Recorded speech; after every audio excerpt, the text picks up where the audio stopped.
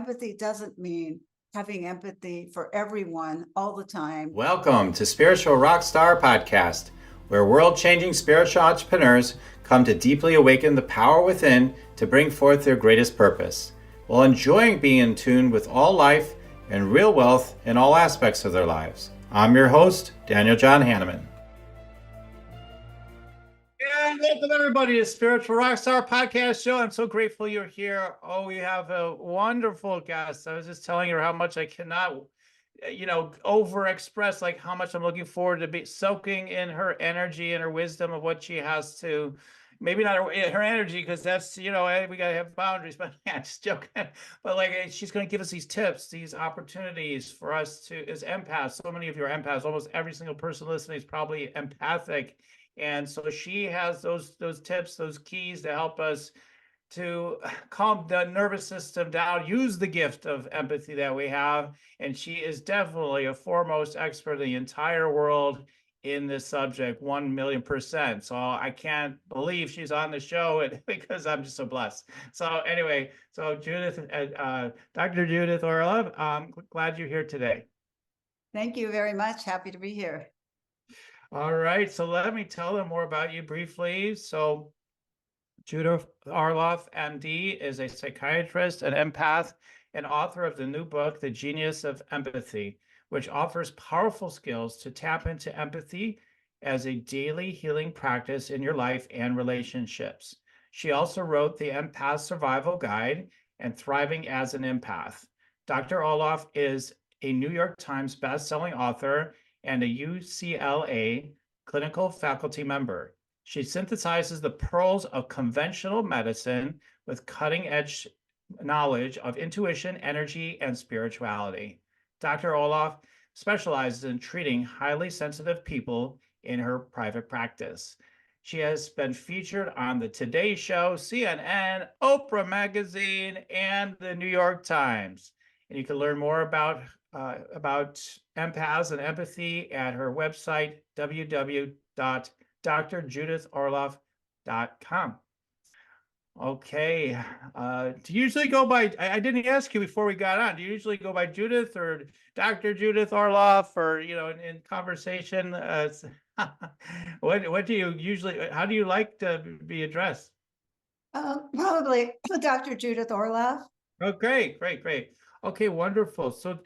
So tell us, like, there's this idea about empathy, and I've heard all different ideas of what empathy is over all these years of being an energy healer, leader, and practitioner and whatnot. And I could give my own definition of it, but I still am not certain I could give the best definition of what empathy is. But I have you on the show, so I'm going to ask you, what exactly is empathy? Well, empathy is the ability to feel what's going on in somebody else and to resonate with that. You can be happy for them. You could have happy empathy. If somebody has a baby or has gotten over a health challenge or whatever you're happy about, you can empathize with their happiness, but that means you feel what they feel. And the same is true with more challenging emotions such as fear or illness or depression, where you can feel what's going on in them too, and then respond in turn with heart, the compassionate heart. So you feel the empathy and then respond with compassion. Mm-hmm. And so empaths tend to feel everything. If they're around people, they tend to feel all the emotions that are going on with them. Or lots of my empaths in my group feel the angst of the world all the time because they're always tuning into the world and the suffering. And this is not a good idea, but if you do that, just know that you will take it on, and it's really too much for any one person. So, part of the practice is setting limits and boundaries with what you tune into. Empathy doesn't mean having empathy for everyone all the time and you're on call for everyone. It doesn't mean that at all.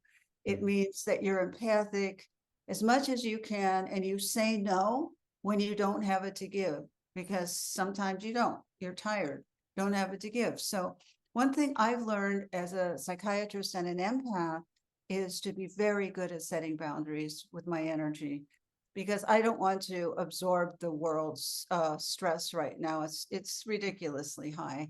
And so I want to be able to function as an empath, to be a healing, be in healing mode and not take on your energy or anybody else, so I can be at the most usefulness for everyone and for myself, self-care, and everyone else. So the genius of empathy is about how to set boundaries, how to be empathic. If you're an empath or if you're not an empath, this could be for families of empaths or teachers of empaths or co-workers of empaths. How do you deal with empathy? How do you deal with an empath? And so it deals with all those topics that I think are so useful now, so empaths don't go under. So many empaths are feeling depressed, fatigued, tired, anxious, upset, feeling powerless.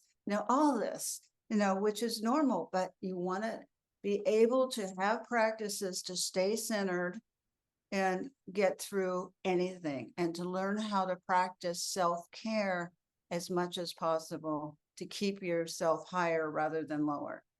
Do you want to meditate and make money? Let it be simple. Let it be easy. Let it be fun. Go to yoursacredpurpose.com and get your free Meditate Make Money meditation today. So people who have pick up on a lot of other people's feelings or energies and things like that would be considered what we call an empath. Is that accurate? Yes, there's a spectrum of empathy. There's the midpoint is regular empathy, beautiful, fantastic empathy. I am happy for you. I feel sad that you have to go through this, or I understand how you feel. So that's regular empathy, beautiful, wonderful, and it's enough if you're not an empath. But going up on the spectrum, you could be a highly sensitive person who's sensitive to sensory stimuli, such as noise, smells, sounds, touch, texture, everything really. You could be sensitive to all kinds of sensory stimuli. And then at the top of the spectrum is the empath, who not only has the sensory stimulation, but they tend to absorb like an emotional sponge and take on, they're absorptive. So they take on whatever other people are feeling. And that's particularly a problem with families. If you have a family member going through something, you have to learn how to get some loving detachment here, which I talk about in the book. And you have to learn a skill set for dealing with others who are not feeling great or happy all the time. You have to, as an empath, and that's what this book is about, a skill set. How do you find empathy if you're arguing with somebody? Or how do you have empathy if you don't like somebody? These are all excellent questions, because you want to try to do it. You want to raise the situation to a higher level, not go down to the lowest. And what I say in the genius of empathy is, if we aren't the ones to do it, who's going to do it? Nobody. They're not going to do it. You have to do it to shift the energy. So, with loving kindness, you can take on that mantle, and as a mission in life, to help bring more positive energy in the world, and don't do things the way that everyone else does them, because it doesn't work. And being empathic and learning how to protect yourself at the same time is a step up in our evolution, as far as I. Yeah. Well, I know that there's probably some people that see being empathic as a gift, but also they can see it as, like almost like a curse, right? I feel all this stuff. I put out my guards, my shields, and do my grounding practices, like all the things that people maybe have heard of, but they still, boundaries, whatever, all these things, but they still feel overwhelmed. Or like for me, I have a history, believe it or not, even though I do sales and all this stuff, like I have rejection sensitivity and all this stuff, like, and all these energies I feel. And it's an interesting road. So, I mean, if you want your life just to be lighter and easier, you would think like it'd be better not to be. So I'm wondering if you could help us, take a look at from your book's perspective, like there's a genius to this. So it's a gift. And to be able to see it more that way, because for a lot of people, they feel like they start off, right, with a sense of, oh, I guess it's a good thing in one level, but it's so heavy and it just could wipe me out for days and, gets me sick, and so many downsides to it as well. Well, I wouldn't change being an empath for anything in the world. Mhm. It is a challenge. I mean, other things are challenges too. But I used to have a dream that I was going through medical school again, and they told me, the supervisors told me, you cannot use your intuition or empathy with patients. And Mhm. I totally freaked out. I'm like, I don't want to do that. I'm not becoming that person. It was like so important to me, to be an empath and to be able to learn how to cope with the challenges of it. And I'm with everyone else. I have to cope with all the same challenges you do. I'm super sensitive. I'm the Mhm. epitome of an empath. So I've had to learn, and I continue to learn how to deal with myself. And that's why I don't want a partner who's an empath, because if the partner was an empath, the partner would have to deal with all this stuff too. And so I don't want that. I have enough to deal with in myself, and you have the partner who's more the rock and stable, and I'm not feeling that, I'm not overwhelmed, it's so great, to have somebody like that. But each person has to make their own choices. That's just one area of life, Mhm. Mhm. but you don't have to be empathic. You don't have to do this. Empathy is the kind of thing you have to want to do. I Mm. suppose you could shut it off, but what I've seen is that the energy recirculates. It goes into depression then, or it goes into anxiety. You can't get rid of it. If you're born with it, it's in you, but you don't want to repress it because it causes worse problems. So the option is to learn how to work with it little by little, through loving kindness, through self-empathy, we could talk about some of the skills I talk about in the Genius of Empathy, what I do in my practice, how I keep myself together. And I look at it as a spiritual journey. No, Mm. sure, it's hard sometimes, but what isn't? Mm. Or, if you feel sick, if you're getting empathic illnesses, no, which I write about, where you take on other people's physical illnesses. There are ways to deal with this. I write about, these are ways, I mean, believe me, I've had to figure it out for myself because it's not Right, right. curriculum. This is a journey we're all on, and I'm happy to share what I've learned with you, because it's important that the techniques work. If they don't work, they're useless to me. You don't want some technique Yeah. using over and over again that's not working. That's not the right one for you. You can tell if it works by you feeling relief, and the feeling of being centered around negative energy without taking it on is a wonderful feeling. It's like, wow, I'm doing it. You're in there, you're at Yeah. work, you're dealing with some, difficult people, and you're able to center yourself. And one tip, if you're in that situation, is just to breathe. Don't hold your breath, because if you hold your breath, you hold the energy in. And you don't want that. You want to keep recirculating it. The body, as I write about, is an intuitive instrument.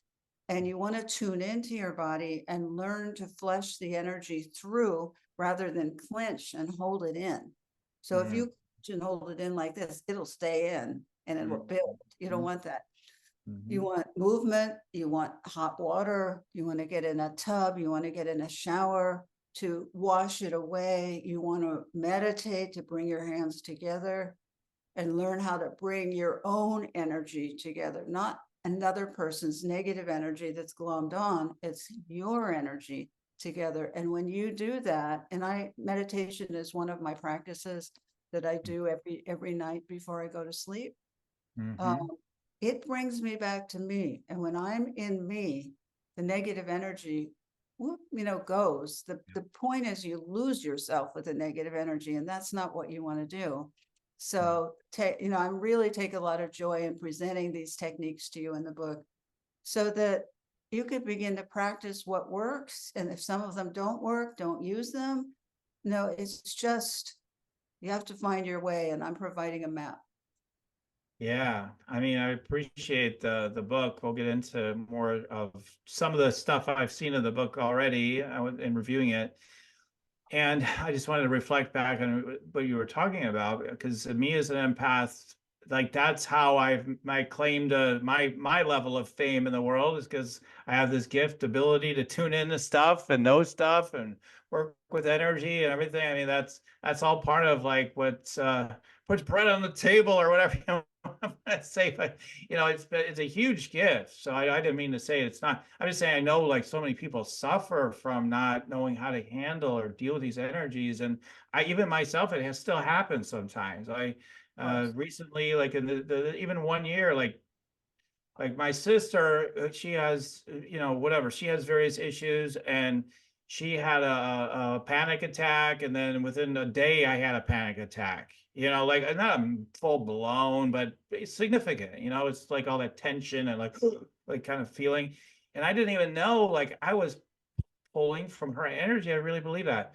And then it happened again recently, and I'm totally on. It's totally an unconscious thing. I'm not going for it. That's for sure.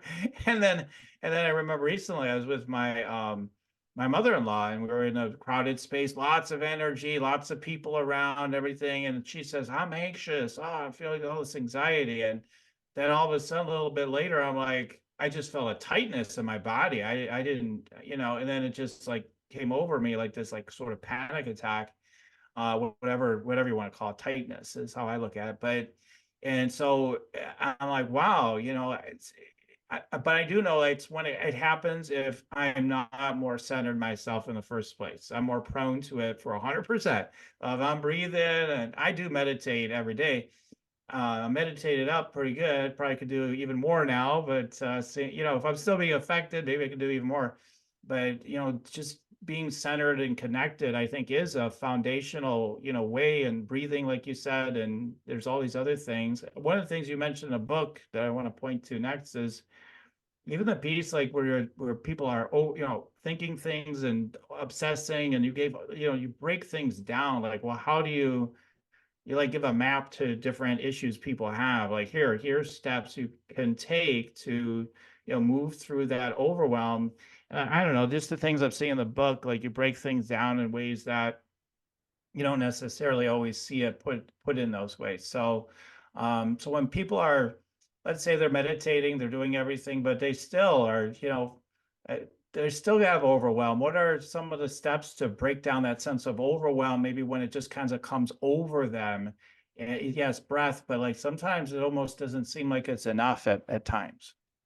Yeah, yeah. Well, when you're feeling it, the trick is to catch it as soon as possible.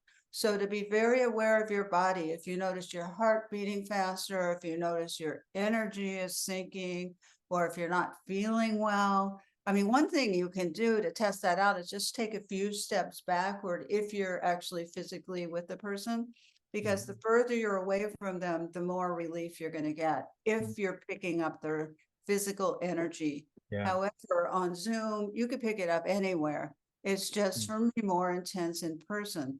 And so if you notice you're picking up someone's energy, don't panic. All right, don't, because I know my empaths in my group, they go, oh my gosh, I'm picking it up. Get scared of it. Oh, I can't let go of it right away. Oh my God, what am I gonna do? It's gonna get me. Yeah. So that's normal, that's a natural reaction. But what you want to do is notice it and say, good for you for noticing it quickly. I'm going to pause at this point. I'm going to ask to go to the bathroom. I'm going to, you know, say I have a meeting I've got to go to, or something to give you a pause so you can consider how you want to deal with this person. All right. I mean, this is, I'm a big believer in taking the pause, where if I notice that I'm, picking something up and they're like, and I'm going, can you excuse me? I'll be right back. So I can regroup and I breathe, I center myself. In the bathroom. The bathroom's a great place. It's socially acceptable.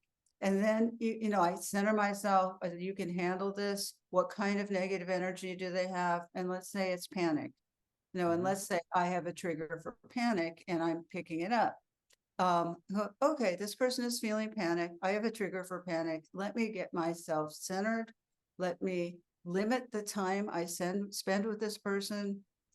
Develop a script in your head of, no, oh, I'm so sorry that you're going through this. I can feel that, and I wish you well. What you don't want is for someone to go on and on. You have to be able to, even with your sister, you have to be able to set a limit and say, hey, this is pretty intense. I'm with you. But I gotta go, and Yeah. just politely get yourself out of it, because empaths make the mistake of listening in an open-ended way, which is unhealthy for them. Okay. Yeah. So I Mhm. don't listen. I mean, except my patients, we have a certain time for our session, and that's what I do. Is I'm with Mhm. them, listen to them. But in my friend's situation, in everyday situations, no, Right. absolutely too much for me. And I'm in a situation now, sometimes it's hard, where I had to, I've been kind of the confidant for one friend who's going through a medical illness. And I can't do it right now because of a lot of things that I have to deal with myself. And so, it's hard, but you have to say, I'm so sorry. I just don't have it in me right now to do that. So I Yeah. Yeah. Like my do that sisters. That's anymore. what. It's hard, but I gotta do it. You have Right. to protect yourself. And so the setting of the boundaries is a sacred act. And it's hard for empaths because they don't want to be impolite. They don't want to offend people. They don't want to lose friends. And nor do I. I don't want to lose anybody. And in my life, it's a rarity that I lose somebody. I can't remember. I mean, I know one woman has held a resentment to me because I didn't want to hug her. And she's held it all these years, but so be it. That's her. But people, it might make them pause, and it might make them, oh my God, she's not going to be there for me for now until her Mhm. situation lightens up. No, but it's an important thing to learn how to do. What I just said, the example I gave, is one of the hardest. So you don't have to go there. I mean, you can start with easier situations. Mhm. Right. I need to stay home tonight. I know we planned this, and I hate canceling at the last minute, but I'm just too tired. I'm so sorry. No, and that's it. You don't get into a long discussion. It's one of the tools that I talk about in the Genius of Empathy, is learning how to say things quickly with a certain tone of voice and a certain eye contact energy, where you're in and out, like 15 seconds. Mhm. I'm not kidding. 15 seconds, you can say it from your heart. I'm so sorry. I just can't do it. Please forgive me this time. It's not a pattern of mine to break dates. So you could say something like that, and usually Mhm. they understand. Sometimes they don't. However, you still have to do it to protect yourself and to gather your energy together, because there's a lot of negative energy out there, coming from a lot of different places. So you want to be in good shape. You don't want to squander your energy with this one or that one who wants to overtalk, or too much information, or I'm getting dizzy listening to them. Whatever. We all feel it, but you have to listen to the signs in Mhm. your body, and you must take some action. It's one way to deal with this, to set boundaries and learn how to speak in a kind but firm tone, and learn how to speak in relative sound bites. As Mhm. you don't want to get into a big discussion or confrontation, nothing like that, just in and out. And it takes practice. And I do this with my patients, where we do kind of a psychodrama, where I'm the Mhm. person that's stealing the energy and they need to set a boundary. And it's really helpful. So you can do that with a friend, so you can practice. And sometimes it doesn't even come out. Sometimes if you've had hard childhoods, or and you haven't had the freedom to express your own needs, it's very hard to get it out. And sometimes with my patients, it just sit there, frozen. Okay, that's fine. Let's take a breath, let's get comfortable, and now try again. So Mhm. Right. you have to ease your way into it. And there's a chapter in the Genius of Empathy on self-empathy. And I think aside from the Dalai Lama's foreword, that's my favorite part of the book. Learning self-empathy is harder than it seems. You'd think everyone would want to do it, right? And everyone Right. can do it, but hardly anyone can do it. You know, because everyone is like beating themselves all the time. I've done that. I should have done this. I could do better. I should be more loving. I should be there for them more. I should Yeah, have called them. yeah. That's, but you need to say, all right, we all have that voice. Fine, no need for shame. However, needs to be tamed, that voice. You know, you can't let that voice go on. That's not the voice of empathy. That's the voice of some kind of a wound from childhood, some kind of somebody said something to you who didn't build you up as, you know, people, the rare parents that build their children up to make them feel worthy, to make them feel capable. You know, that's very different. Most people don't have that, you know, so you got to deal with what you got, you know, whatever, you know, bless their hearts, your parents, whatever they did and their imperfections, it's up to you to do all this. And I look at it as spiritual work. I don't look at it as just a lot of hard work. I look at this as this is opening our hearts to ourselves and to other people and learning how to tolerate disruptions so that we can stay centered during it or limit whatever we have to do. So it's a spiritual practice of being in the world and being sensitive. And I believe that empaths are going to save the world. I really do. I think they have the traits, they have the potential. If you could learn some of these skills so it just doesn't make you go to bed all the time, you know, and you begin to feel empowered in terms of what you can do, that's different. And imagine if all of us empaths were able to do that to one extent or another.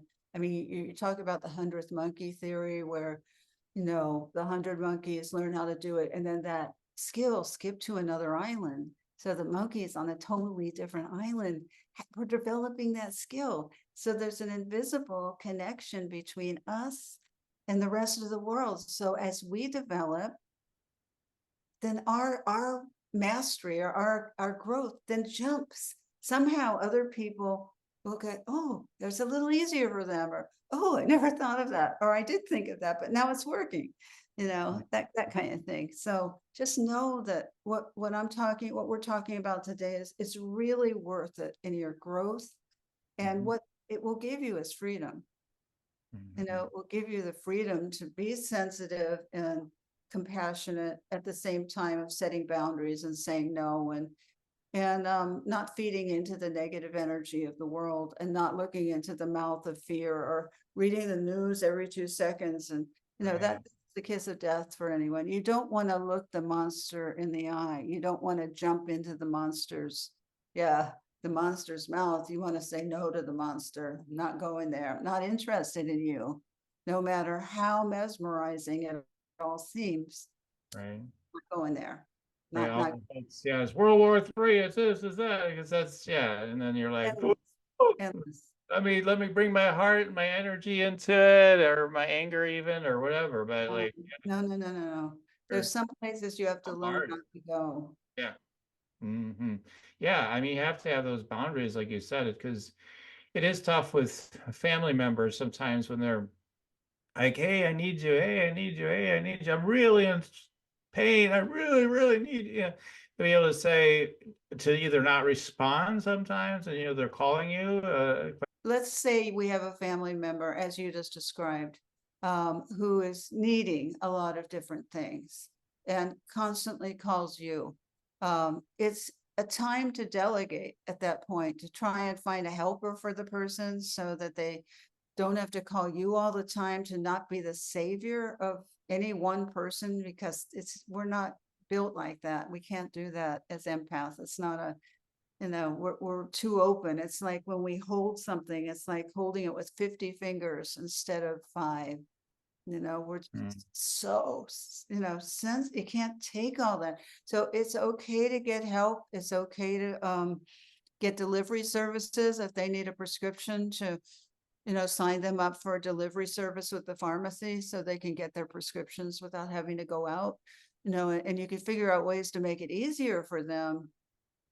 But you need to, as hard as it is with friends and loved ones who are suffering, you have to set some kind of kind limit for yourself so you can replenish, so you can be there for them in a more quality way, rather than dreading everything, every moment that they're chasing after you and you have no power.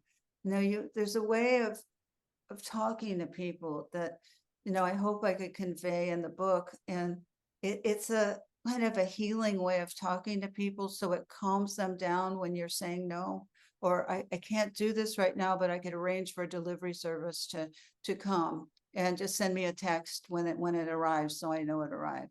That kind of thing. And you can make your conversations less on phone and more on text.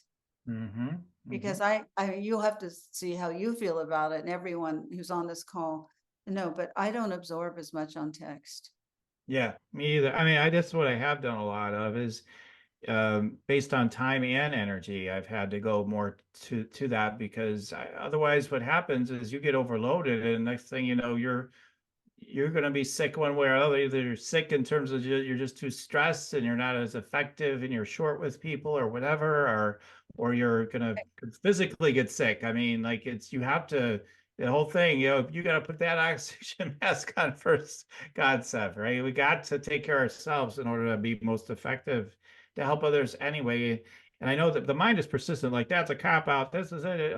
But it's true. I've seen that time and again, people that do throw themselves all the way in, they're constantly resentful. They're constantly upset. They're constantly wondering what they're going to do about it. And God bless them. But you've got to take care of yourself first. And so I really appreciate you bringing that message and the self-empathy. Like, okay, be empathic.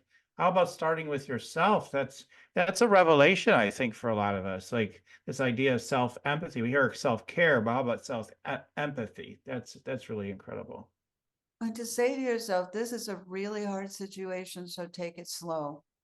Even that, or take a break, or I have a self-dialogue going on a lot, and I want it to be a kind self-dialogue in my own head.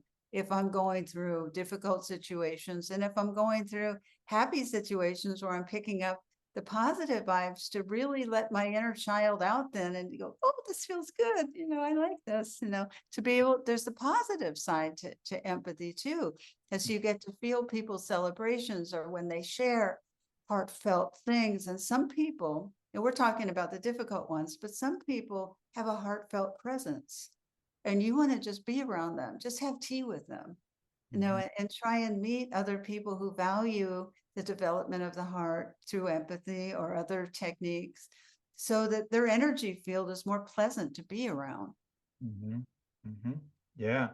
You can Totally. feel. I have developed that. You're right. I've been known as the kind of the funny guy kind of person and stuff. I try to lighten things up. I'm like, yeah, looks like we're all gonna die or whatever. Like some, I always say stuff like that just to break the tension and get people laughing. And next thing you know, it like even the biggest worriers and complainers all of a sudden aren't complaining or as worried anymore because they're laughing now. Now that's starting to break up the tension.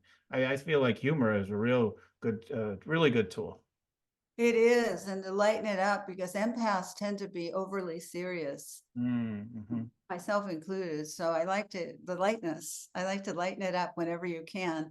And I just wanted to tell people some of the chapters in the book so they know what I'm writing about. Healthy giving, caring without being a martyr, over helping, or burning out. Okay. Narcissists, sociopaths, and psychopaths. What is an empathy deficient disorder? Because all sensitive people have to learn how to identify these people who don't have empathy. They're not wired that way, and what to do about it. Cultivating self-empathy. And also a chapter I really feel strongly about is the high art of empathic listening, where I go into what you do when you're listening to someone or holding space for somebody with empathy and with your heart, so you don't get demolished by it. and it can be an incredibly positive experience for you and the other person. So we're not really taught that in school, how to empathically listen. And so I really love that chapter. And then there's a chapter on practicing empathy with friends, family, and coworkers, even if you don't like them. And that's what a concept, that you don't have to like somebody to show empathy for them. For what I mean by that is, let's say somebody's a chronic talker at work and they just won't shut up. They won't be quiet. And so you don't know what to do. And, they just go on and on and on. And, you do need to, at some point, use I'm not interested body language by pushing your body in a different direction and going, oh, I hear what you're saying. I really hope this turns out well for you. And to, shift the body. So you don't encourage something like that. But the empathy comes in with, maybe they came from a family who talked over them all the time and they never had a chance to express themselves. And so they've compensated by becoming this blabbermouth, and it doesn't justify it, but it does. It gives you a softness in your heart so you don't hold on to that resentment. The last thing you want to do is hold on to a resentment, even if it's justified. That's part of empathy training. And you might not be ready in the beginning, of course not. If something is fresh, you're like, oh, I'm so hurt, I'm so this, I'm so that. Of course you are. And you have every right to be. But the gift of having empathy for the horrible behavior that someone might have is a way, not the act, not the betrayal, not the abuse, never have empathy for that, but to have empathy for their, let's say their father abused them. That doesn't justify it. But if you can bring yourself, this is a big stretching of the heart. You don't have to do it. A lot of people can't do it, don't want to do it, and that's fine. But for me, it really interests me because it sets me free from the resentment. Yes. I don't want to carry that around in my energy field. My energy field is pretty light, and I don't want all these things glomming onto me, because they won't go away if you keep it. And so it's just a thought, and the people you don't like are the hardest, and you never have to try it. And then there's the Viktor Frankl level of empathy, where you can have empathy for the worst of the worst of the worst, and find happiness and light even in the worst of circumstances. And I'm not asking you to go to that place, but you can if you want to. Yeah. That's all I have to say. If people say, I could never do that, don't do it. You don't have to do it. Relax. You don't ever have to do it. This is only for an attraction, or if you feel moved to do it. Yeah. I've had, this is interesting in terms of empathy. I've had many patients who've been horribly abused by a parent, come to the end of the parent's life, and they're faced with the choice of, will I take care of this parent or not? This woman, this man horribly abused them. And they say, Judith, what should I do? I have no idea what to do. And I said, my feeling is you have no obligation to this person. Your karma is done with them. You do whatever your intuition tells you to do. And if you feel like doing it, do it. If you don't feel like doing it, don't do it. And it's fine. It's really fine. And, most of the people end up doing it. That's what they want to do, but it's not, I have to do it. They feel like they want to do it. For completion, for closure, for whatever reasons. And some people don't want to do it. They say, can't do it, have no interest in it. And in both cases, it turns out well. So there's no right answer to that, but it's your choice. And it's, the importance of learning how to get in touch with your intuition and trust it throughout a lifetime, because things will be thrown at you, and you're going to need to do something other than logic. You're going to need to find out what your heart wants to do from its perspective, and then go forward with that impetus, as opposed to forcing yourself. I don't really want to do it. This is torture. No, I mean, you might choose to do it when you don't want to do it for some other reason, but usually you have a choice. And, both of my patients who chose to do it felt good, didn't choose to do it, felt good too. So it just has to be a real authentic choice. Right. It's that empowered choice that sets you free. It's like I'm really choosing from my own intuition, my strength, rather than, oh my God, I should, or what, that place of disempowerment. So I totally hear that. And you're a choice, as they say, I always a choice. And realizing, that it looks different sometimes. Being loving and kind may be saying no to somebody. That may be the best, most loving thing you can do for yourself, but also maybe even for them. I mean, you don't know. You don't know, because I've seen that before where I am really good at this in some ways, really good at it, where I can just disengage. It's only when my mind gets in there and like, wait a minute, you haven't done enough. Like sometimes that will come in, that idea later. But a lot of times through my life, I've just been like, no, I'm not going to do that. I'm not doing this. And I've got to stay in my own lane. I've got plenty of people to love and take care of, and I got to take care of myself first and foremost. And you just have to be clear and know that, they will adapt. They will find other solutions often, not always, but sometimes they do. And, and I always look at it this way too. It's their path, they've got their own stuff to work with, and it's not ours to take on. I think that's a big problem, the empath. Let me take it on. I'll fix you, like, done. No. For me anyway, I'm a no. I'm not going to fix anybody, but I could maybe try to help them, but I'm not going to, quote unquote, fix them or try to take something on for them. They're facing something, and it's in other words, it's their responsibility to deal with their life, is my point, rather than me feeling like I've got to get in there and take responsibility to help them or fix them or any of that stuff, which I think a lot of empaths at some levels, conscious and unconscious, do that. They think they need to get in there, fix it, make it better, and they're going to turn them around or whatever. And I think it's a mistake personally, but Well, it doesn't work. yeah, So it just doesn't work. I understand the desire to do it, but it just doesn't work. It just makes for two miserable people instead of one.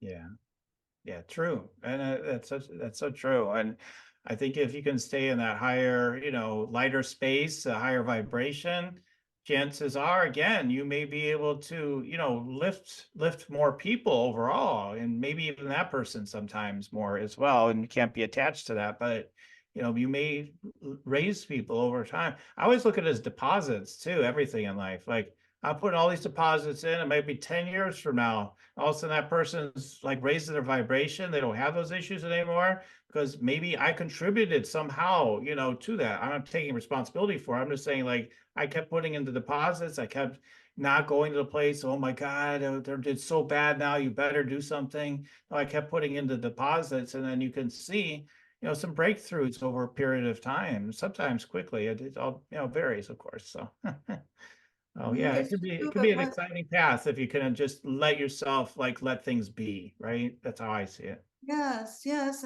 But at the same time, a lot of empaths, who've read the book, write me and they say, but I feel so guilty when I do this. How can Yeah. I deal with my guilt? Yeah. And guilt is one of the triggers that is very important to healing yourself. It's an understandable reaction. You feel guilty if you're saying no to helping your sister one day.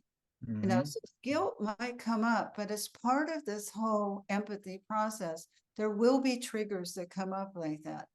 It could be guilt, it could be fear that triggers you, it could be panic that triggers you.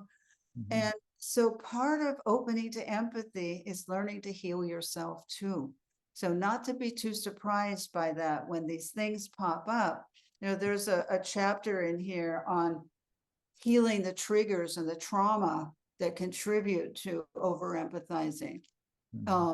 So just be aware that we all have triggers and we're triggered by different things because of our upbringing.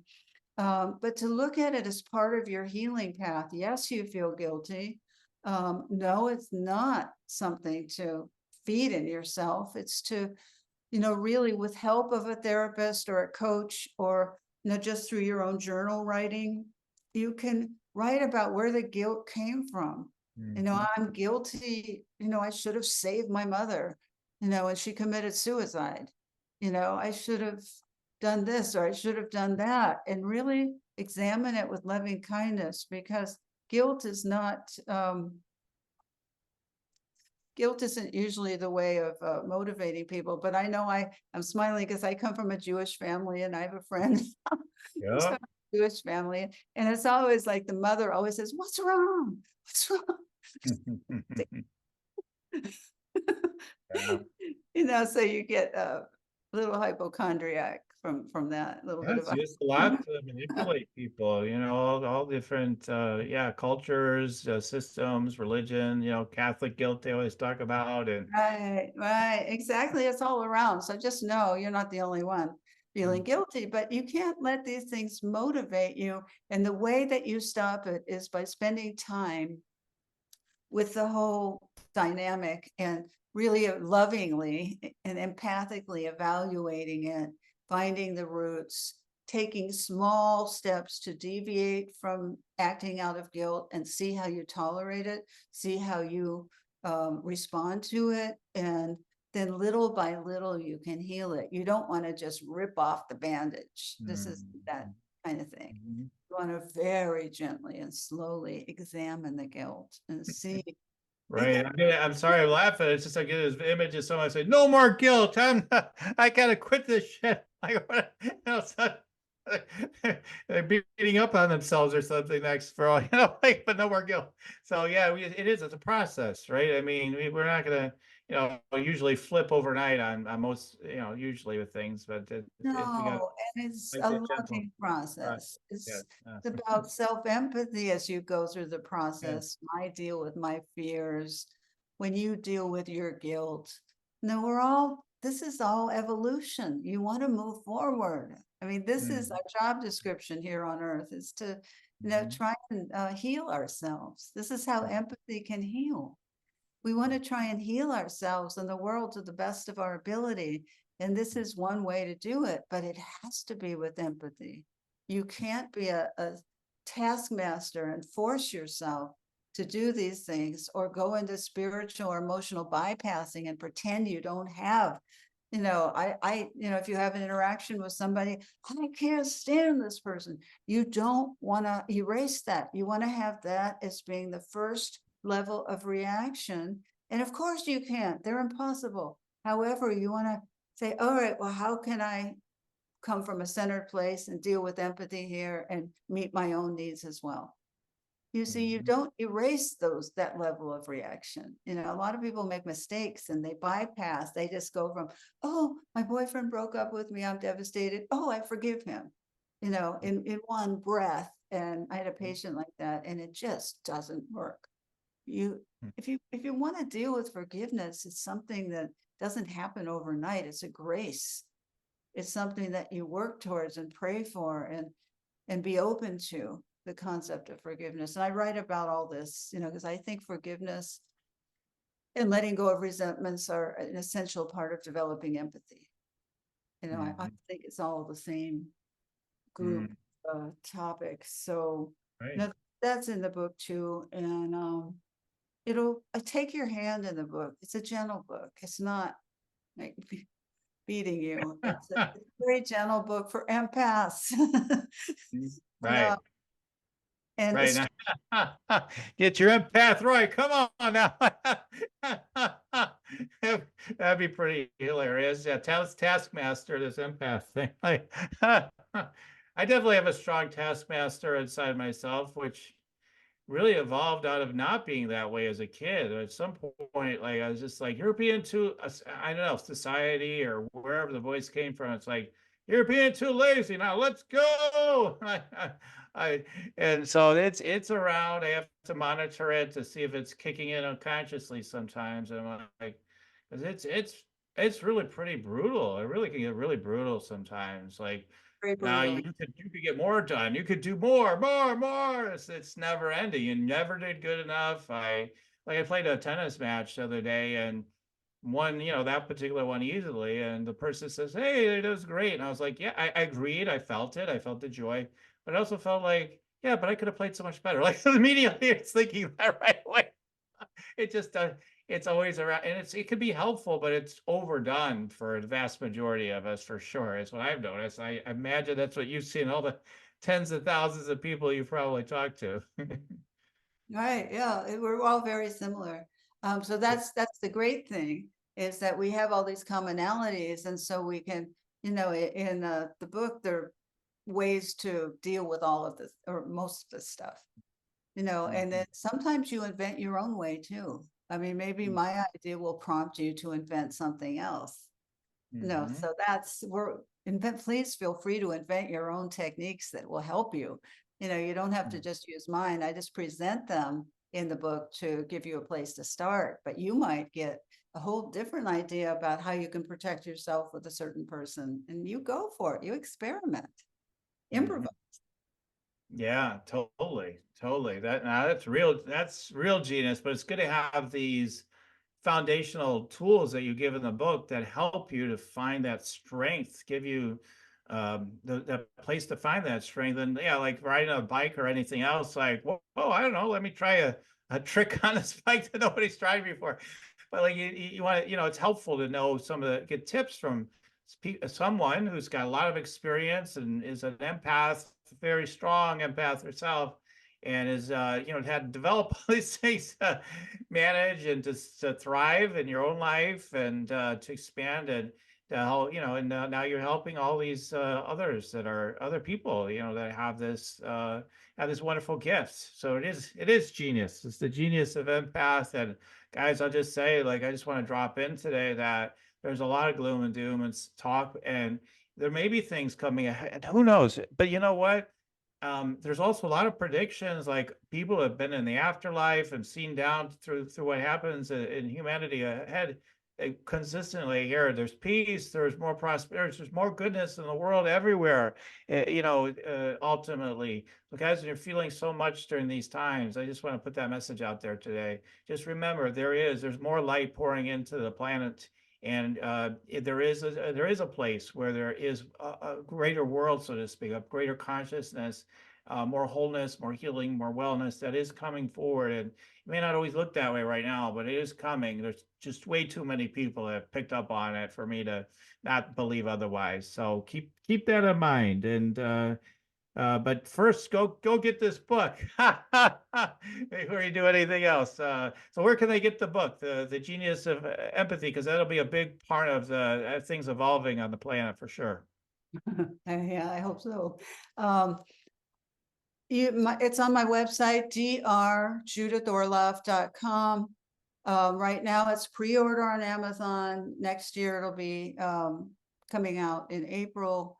And just read it and enjoy it and carry it with you. And it can be your friend. You can take it and just read it. Just turn to a page. I turn to the page, bring the conversation to a close. So that's funny. We're at the end. So that was funny. So I just I want to encourage everyone, to develop the empathy in yourselves, to be kind to yourselves. If you want to reach me, I'm at drjudithorloff.com. I have online courses. I'm going to be traveling a lot for my book tour. So I'll be around, and we can have conversations directly about this. It's nothing more than I love to do that, and to just work it out together, the whole thing. So it's a pretty exciting endeavor. So the Genius of Empathy, and drjudithorloff.com. And thank you so much for having me on your show. Sure thing. And definitely check out her website. It's got lots of various resources and things you can, interact with, and taking videos. And I don't know, I knew even before I went there, I'm like, oh, I bet it's got a bunch of stuff on there. And when I got on there, I was having fun, listening to one of your clips right away. So check that out. And we'll put the links in the show notes and everything. And any last quick words for the audience before we say goodbye today? Just show empathy to yourself today. Begin now. Just one thing. Just one thing. Just soothe yourself in that way. we didn't talk about the neurobiology and the neuroscience of empathy, but it's in the book, and you want to activate your parasympathetic nervous system and the vagus nerve, which I get into, and how to do that. So you could calm it down. You don't want to build it up with the stress hormones of cortisol and adrenaline. You want to work with your own body to calm it down, which is so essential for empath. So that's all as part of the learning. And as you can see, I'm so excited about the whole thing. So I hope you are too. Oh yeah, I am. I'm looking forward to reading more and continuing to gain from your wisdom and what you have to share with us. So thank you so much. And so thanks again, Dr. Judith Orloff, for being on the show today. I'm really grateful. Thank you. And for our audience, keep on tuning in. We'll keep on rocking it here at Spiritual Rockstar Podcast. Till the next time. For listening to Spiritual Rockstar Podcast, stay tuned for our next upcoming new episodes each Saturday. Please be sure to subscribe, rate, and review to help us to serve you best. As a reminder, you can get your free Meditate and Make Money meditation at www.yoursacredpurpose.com to rock your sacred purpose. Goodbye for now, everybody.